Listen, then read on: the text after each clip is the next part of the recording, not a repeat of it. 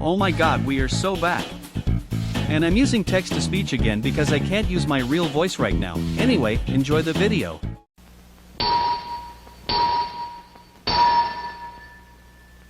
Hello everyone.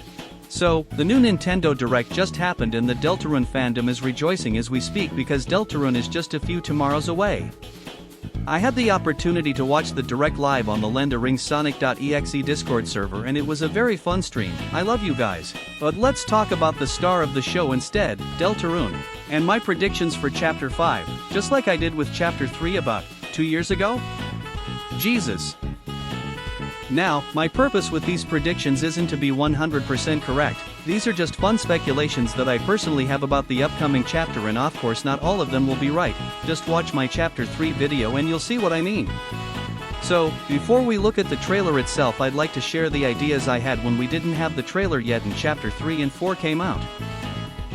I'm not caught up with all of the new Deltarune theories that came out after these chapters so I'm not gonna use any ideas from said theories as evidence for any of my claims.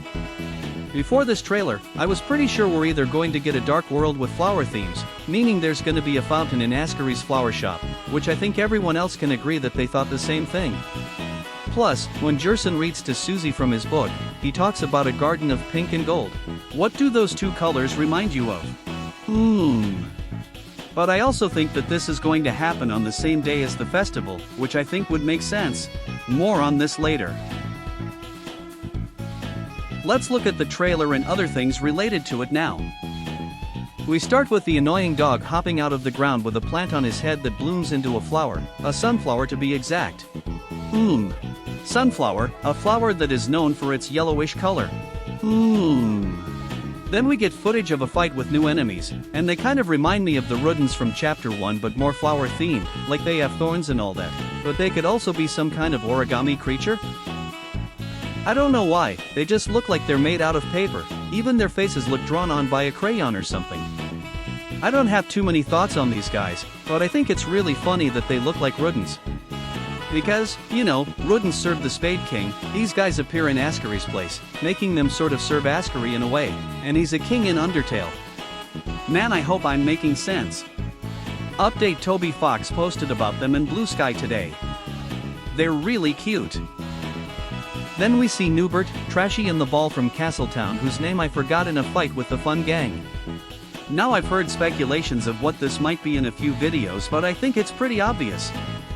It's just a fight you can have with the NPCs in the Castletown Party Dojo for items. Like how you can fight Clover and Jigsaw Joe and other characters that give you stuff in exchange for winning the battle against them. Then we see compilations of scenes from the previous chapters, not a big deal really. Robin, look, it's your wife.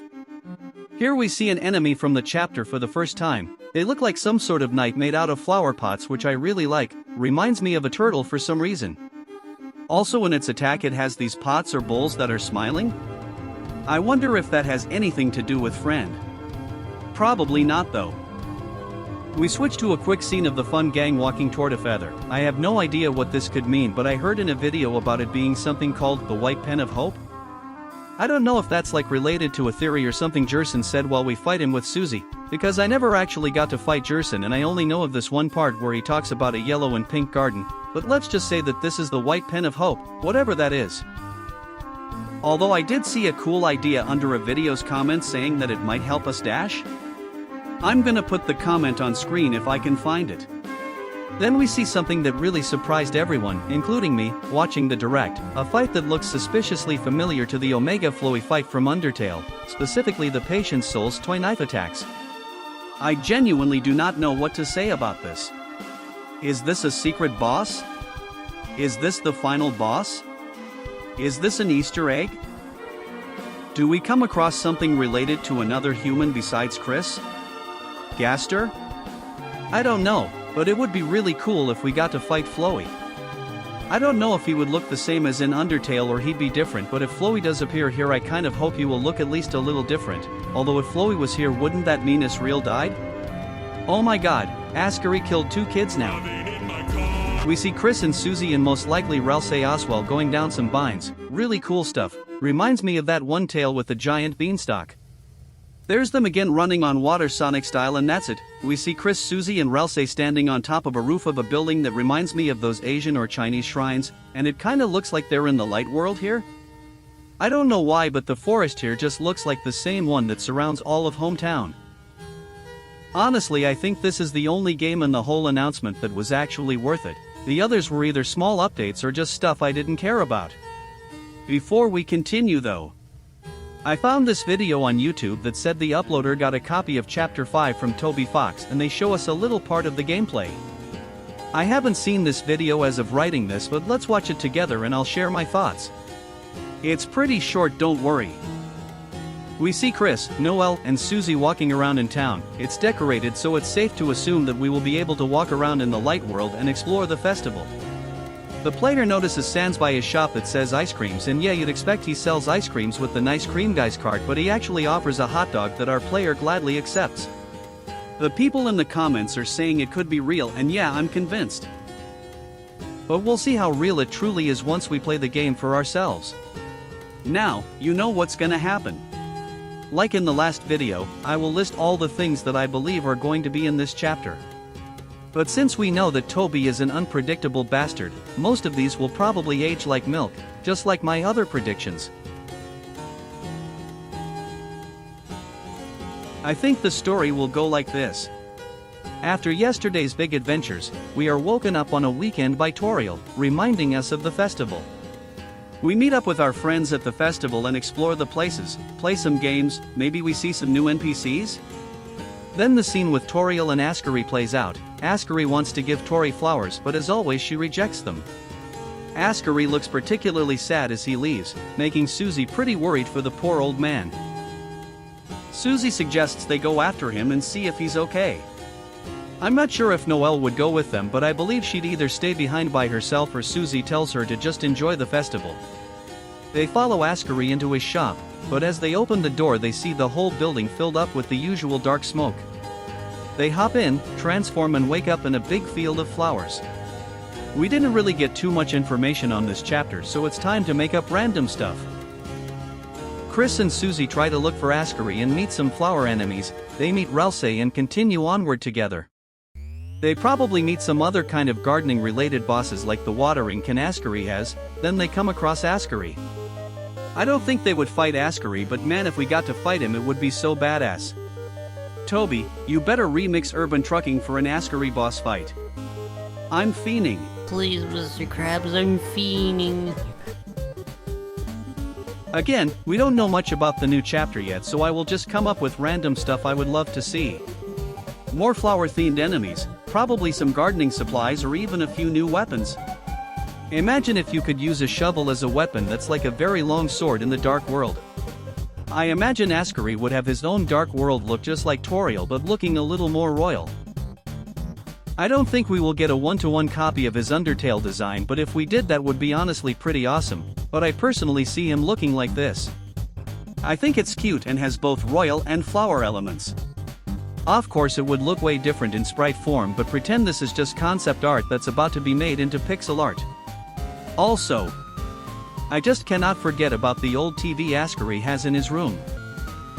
I am a big believer of that this TV will come to life Oswell and will be either like Tenna or an opposite of him.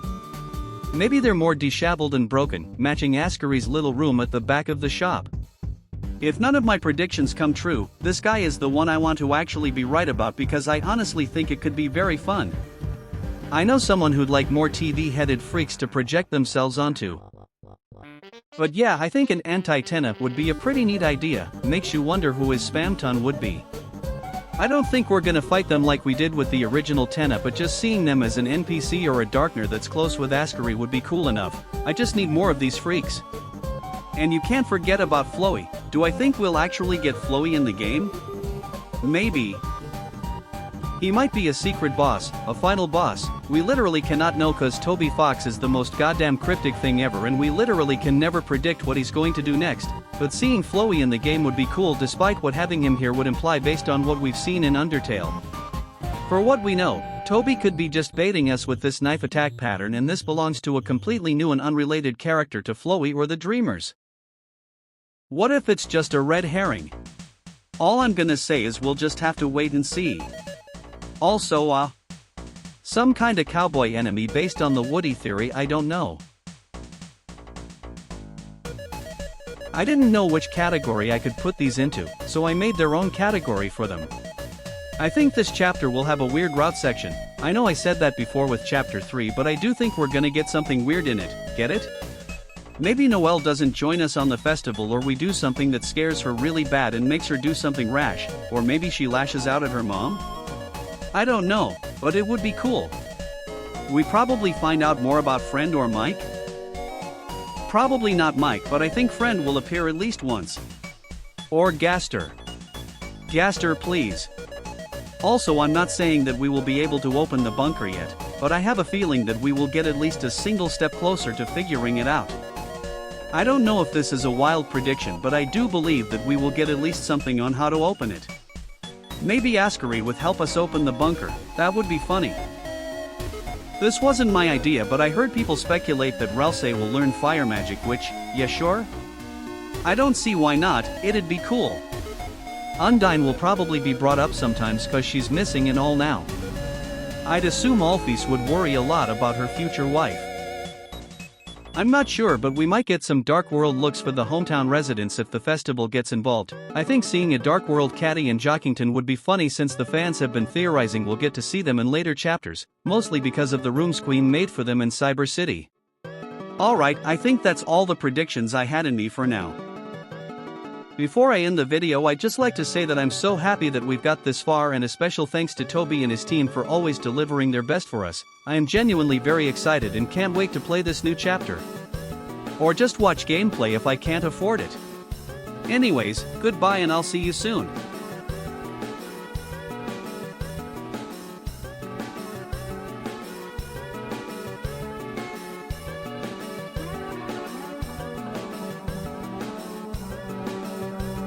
Also, you know what I want the most? Papyrus Night, Papyrus Night, Papyrus Night.